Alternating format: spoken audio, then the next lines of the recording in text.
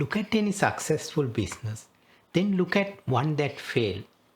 Most of the time, the difference comes down to three things. Get them right and businesses grow. Get one wrong and even good businesses start breaking. This is what it looks like. Sometimes the product is great, but customers stop caring. Sometimes customers love the product, but competitors change the game. And sometimes companies create real value but never figure out how to capture enough of it to survive. These patterns show up everywhere, across businesses of every size, across industries, across decades. And underneath every business that lasts, you will find the same three things working together: value, customers, and competition. Together, these three shape almost everything in business. Why companies grow, why they fail, why some dominate markets for decades, while others disappear surprisingly fast. My name is Saman. You are watching BB Plus, my channel about business basics and more. In this video, I am going to break down all three. So let's get started with first one, value. Every business starts here. Someone spots a problem, a frustration, an unmet need, or sees an opportunity to make something better and build something useful around it. That could be software, transport, education, food, or entertainment. The form changes, but the principle never does. Businesses exist because they make something better for someone. Peter Drucker once put it simply: the purpose of a business is to create and keep a customer. Everything else flows from that idea. A business must do three things well: create value, deliver value, and capture value.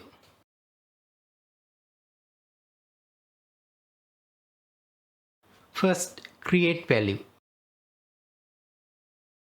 This is where every business begins. Find the problem, build the solution. It could be a product or a service. And there are really two ways to do it.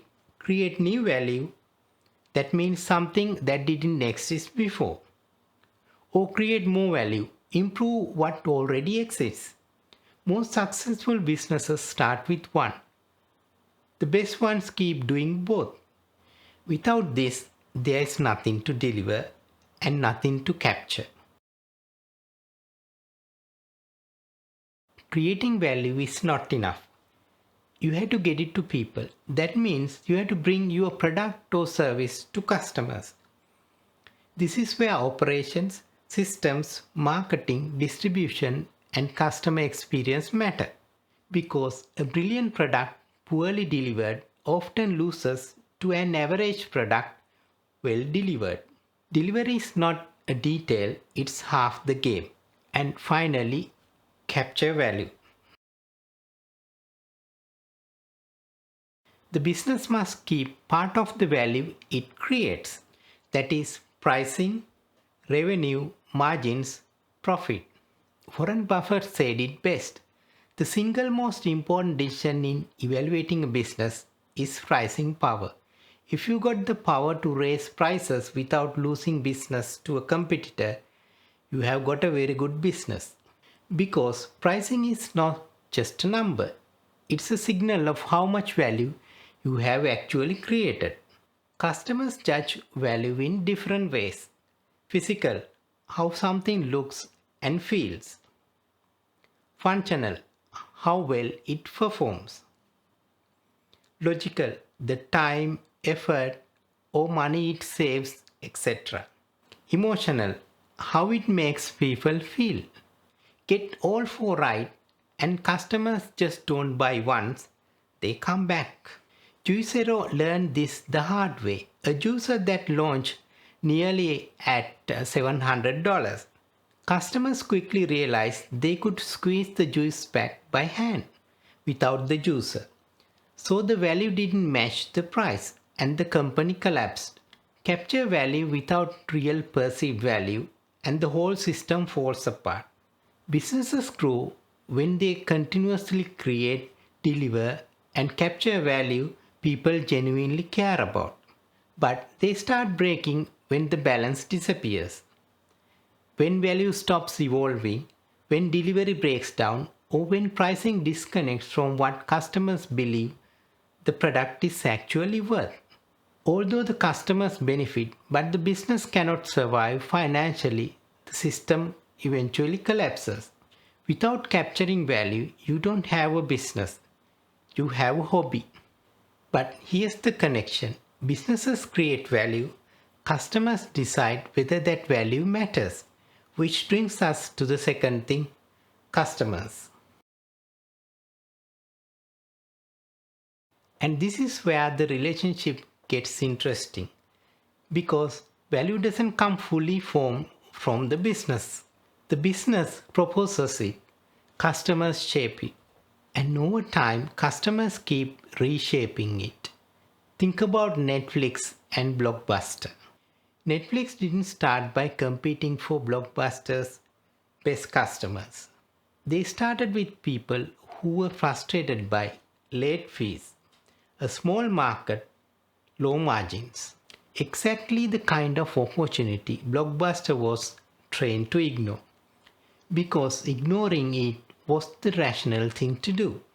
Their best customers didn't care about it until it wasn't small anymore, and by then it was too late.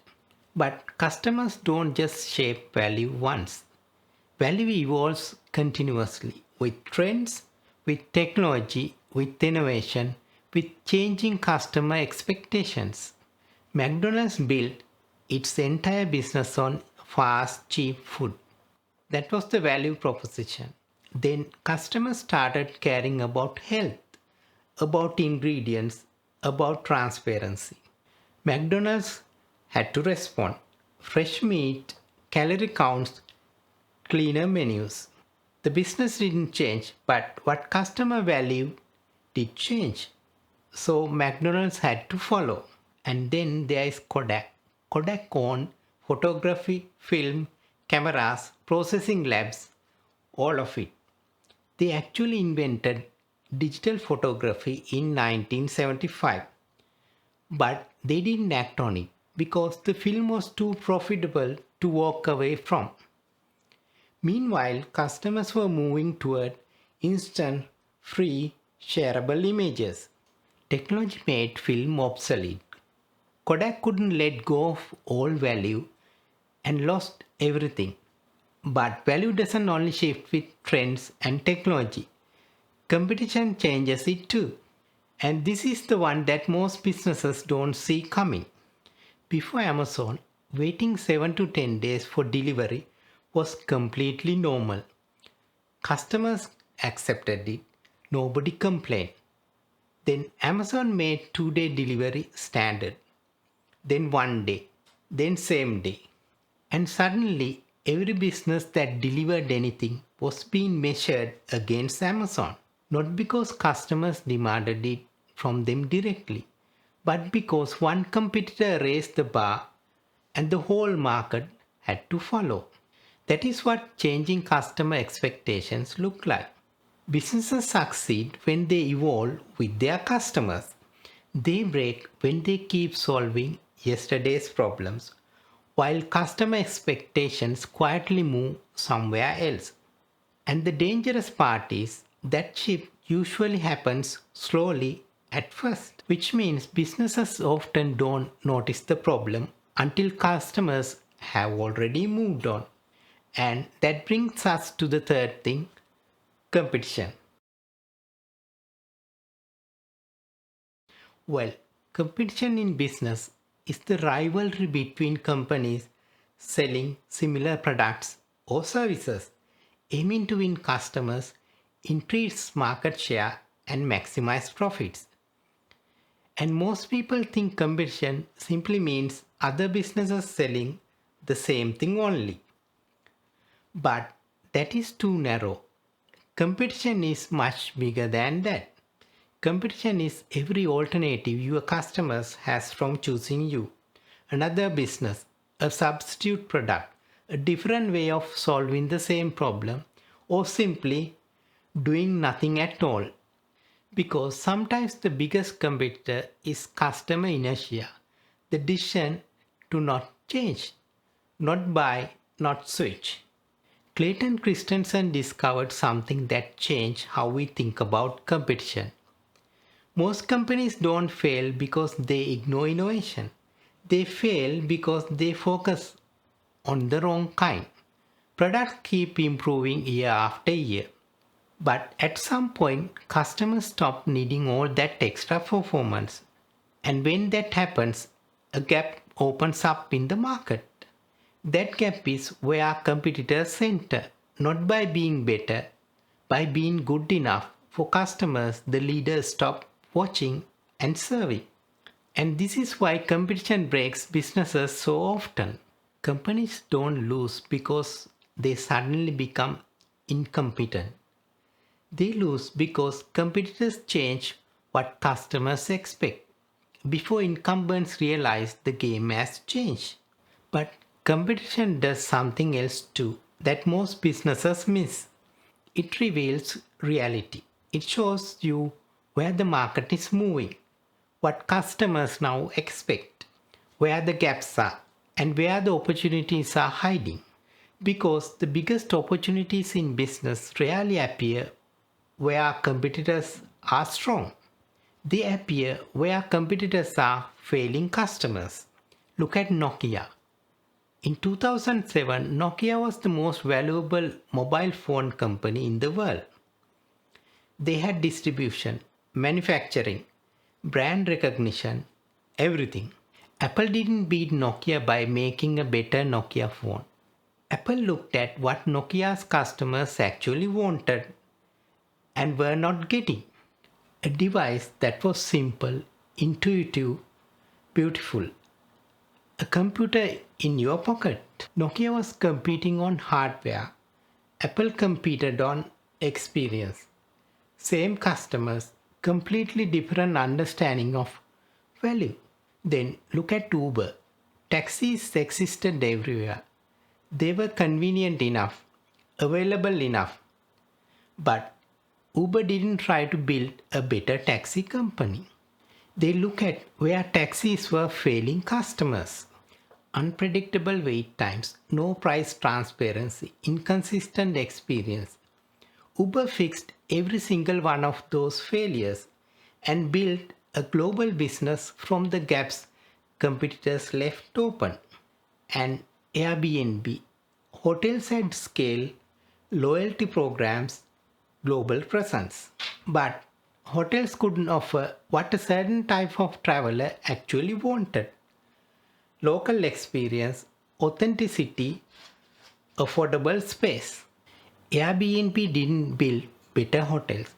They found what hotels couldn't give customers and built an entirely new category around it.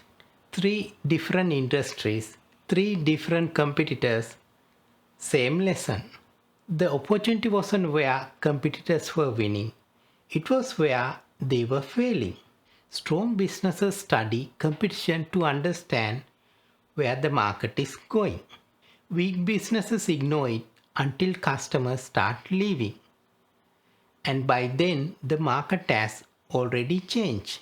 According to CB Insights, 42% of startups fail not because of founders lacked passion, but because they built something nobody actually wanted.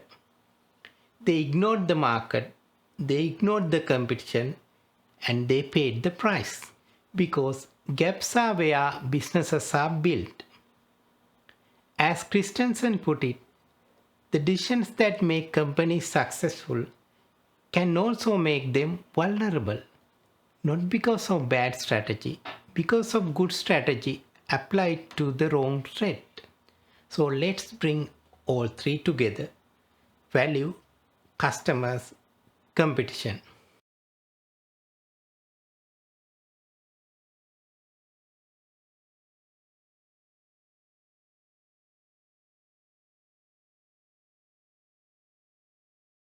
because individually each one matters, but together they form a system.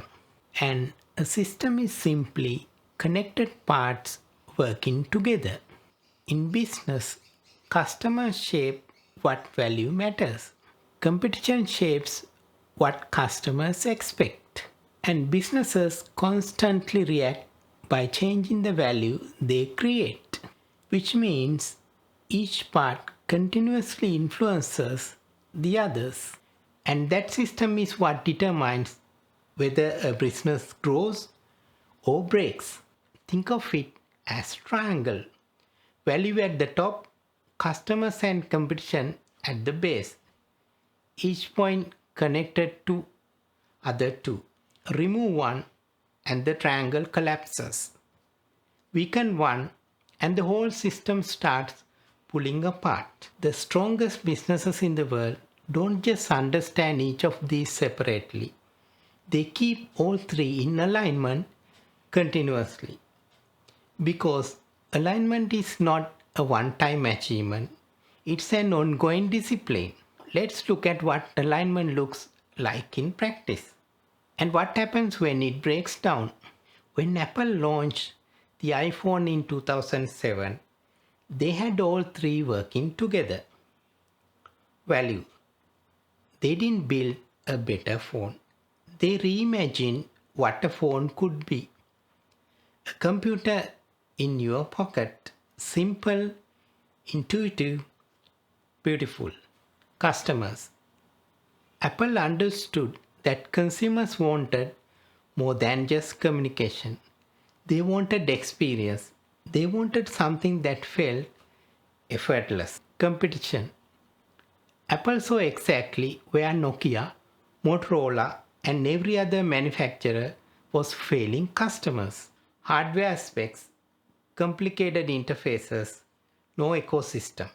And they built directly into those gaps: value, customers, and competition.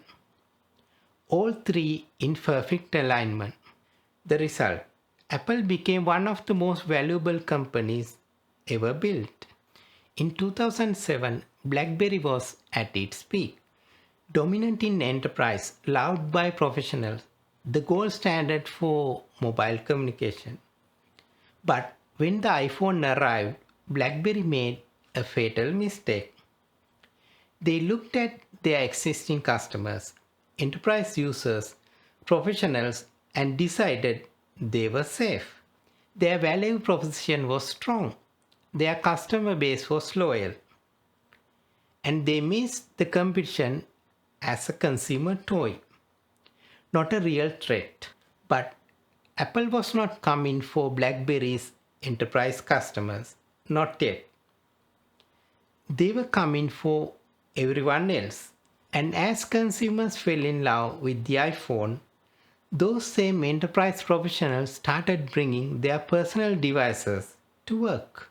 The lines blurred, and suddenly BlackBerry's loyal customers were asking why their work phone fell so far behind their personal one. BlackBerry had stopped listening to customers, misread the competition, and failed to evolve their value. All three pulled apart, and a company that once owned the market became irrelevant within 5 years. Same market, same moment, same customers, completely different outcomes. Because one business kept all three in alignment and the other lost it. And this is the real insight. Most businesses don't fail from one catastrophic decision. They fail because alignment quietly breaks down, value stops evolving, customer understanding becomes assumption, competition gets ignored or underestimated. And by the time the problem is visible, it's already too late to fix easily. The businesses that last treat value, customers, and competition not as three separate things to manage, but as one system to continuously align. So let's come back to where we started. For any business to succeed, it has to get three things right: value, customers, and competition. Businesses grow when they create value people genuinely care about. They grow when they evolve with customer expectations. And they grow when they understand where competition is changing the market. But businesses break when value stops evolving, when customers move on unnoticed, or when competitors quietly redefine what people expect. These three are not separate departments, not separate strategies, not separate conversations. They are one system. And the businesses that keep all three aligned are usually the ones that last. Business doesn't have to be complicated, but it has to be understood. And underneath every business that succeeds, you will find same three things: value, customers, and competition. Now take these three, map them against your own business or a business you admire or one you watched struggle. You will start seeing things differently. And if this is how you like to think about business, clearly, analytically, without the noise, subscribe the channel. There's a lot more coming.